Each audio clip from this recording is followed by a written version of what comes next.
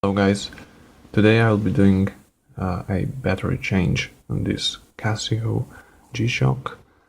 Model number is DW-6500.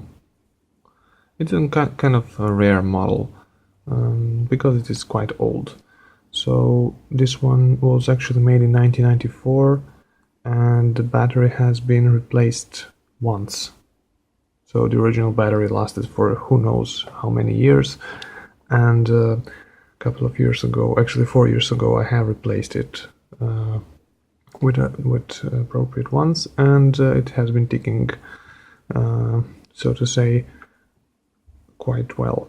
So as you can see from this angle, you can barely see the digits. So this is one usual indicator that the battery is going to die. And also it has here on the left side, it literally says battery. Yeah, BATT.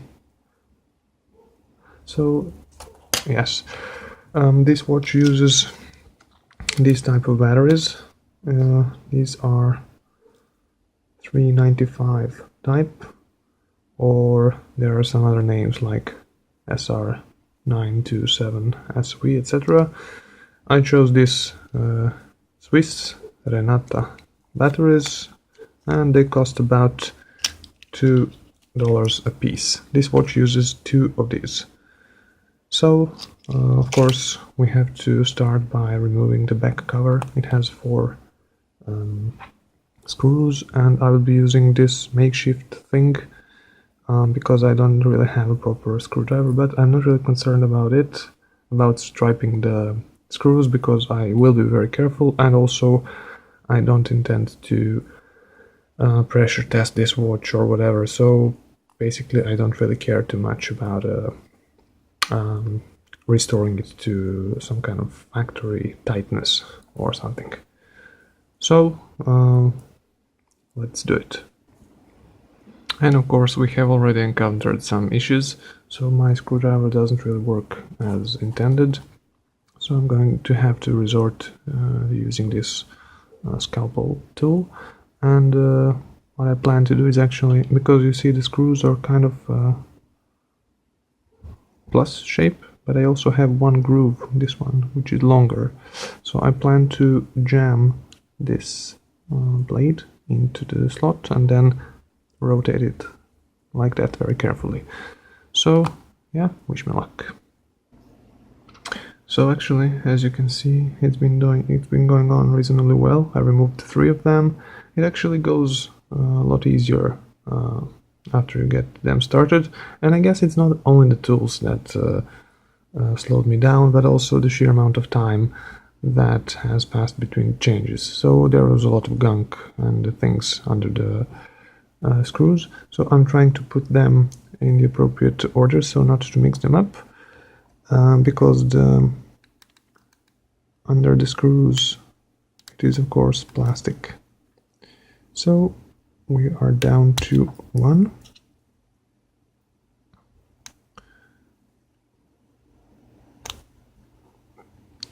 Yeah, it's not.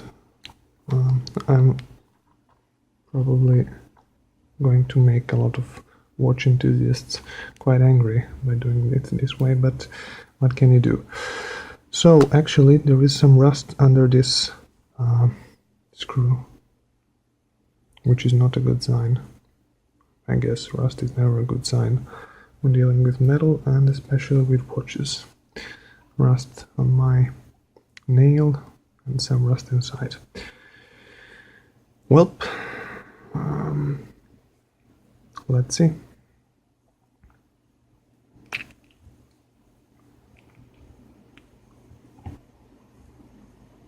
Okay. So far so good. I see the battery lid has somehow disconnected by itself. Okay.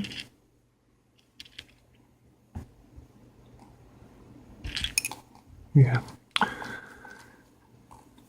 Okay, so the rust is actually going just in this portion of the case, so it has nothing to do with the insides, which is good.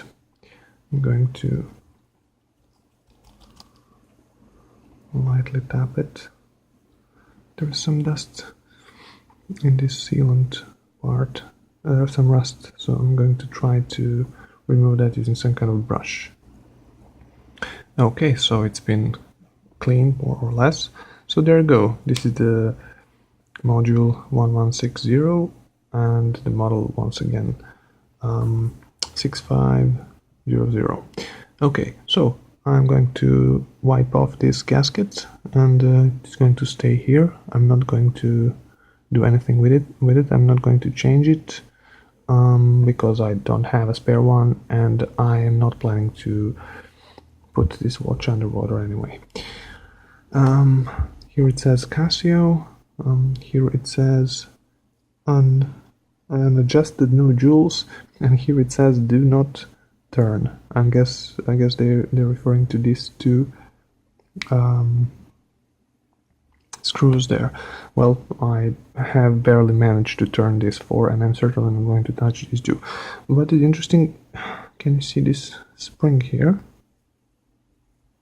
There is a small spring, and as far as I know, this spring has something to do with alarm. So I have read that they have a tendency to jump as you open the lid. So I guess I was lucky because the whole opening process was a bit clumsy. Okay, enough blabbering. Now I'm going to put the batteries in, and then we're going to perform a reset of the watch, which is necessary. So bear with me. And since I don't have plastic tweezers, I'm going to use these regular ones, but I taped some sellotape over the tips here. So it's maybe not the most elegant solution in the world, but it will suffice. So one, and there is some kind of spring under the batteries, which, okay. Now I suppose all I have to do is press this one. Yep, and it's done. Okay, so batteries are set, and the watch says nothing. Okay, I guess I would have to restart it. It is done by connecting the top of one of these batteries with the small AC. You see writing here AC, and there is some kind of conductive pin underneath. So I am supposed to use a piece of wire. It is just a thin insulated wire, but I stripped the ends. So I'm planning to put one end. Oops, I'm sorry for this strap. Yeah, by the way, I decided not to bother removing straps because my tools are very poor. So I'm planning to touch this here and then actually bend the wire like this to touch one end in this AC part and to connect the other part with the battery with this piece here, so under the metal thing, and that is supposed to restart the watch. So let me try to do it on camera, and if I fail to do it, because it is really difficult to do it like this, I will then do it off camera, but this is the idea. So one piece is touching there. Okay, I need to bend this a little bit. Okay, so I have definitely touched the battery. So okay, let's see if something changed. Yep, it's working. Let me see. Here is the mode thing.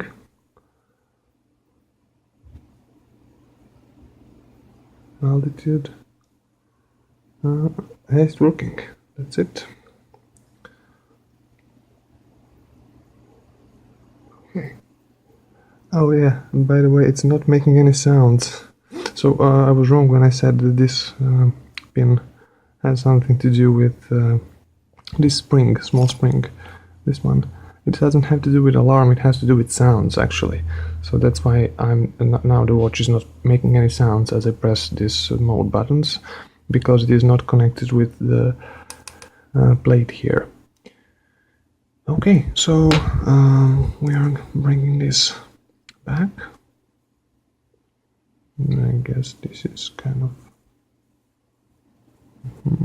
it is more or less centered, and I'm going to let's inspect this. Just it's terrible. It's terrible, I have to say. Well, now I'm kind of bummed about not getting a new ring and not cleaning this gunk. Look at this. But as I said, this is something that well, you know what? I'm kind of concerned if I start to peel off this rubber. I'm actually afraid that this might break it. It's a very old O-ring, and it's not even O-shaped anymore. It's like a flat piece of rubber. So yeah, this is definitely not the recommended or the official way of doing things. But I'm going to do it anyway.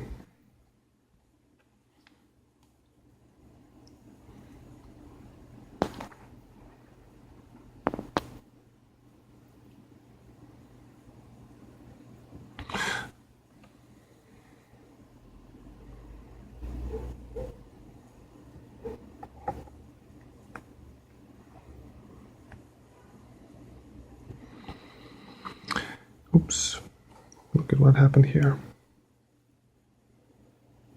Will you focus, please? Nope. Yes. Look at what happened. Actually, the lid bit the ring, which means that, well, I cannot set it like that. I have to do it again, and I guess I will have to really peel it off. So I'm going to be very, very gentle with it. This ring is in terrible, terrible condition. Oh. I'm very sorry for doing this, dear Casio. Yeah. Okay, I will clean this gunk and I'll be back. So I've cleaned the gasket as the best I could. It still has some small grime, but it's very hard, so I don't want to risk tearing it apart. And what I'm going to do now is set the ring into this groove which goes around the edge of the watch. Luckily this one is round, simple round O-ring. So some Casios have very elaborate shaped ones. For example, sometimes it can follow this, this notch like here. But this one actually no, so I'm kind of ashamed now for not looking for appropriate one.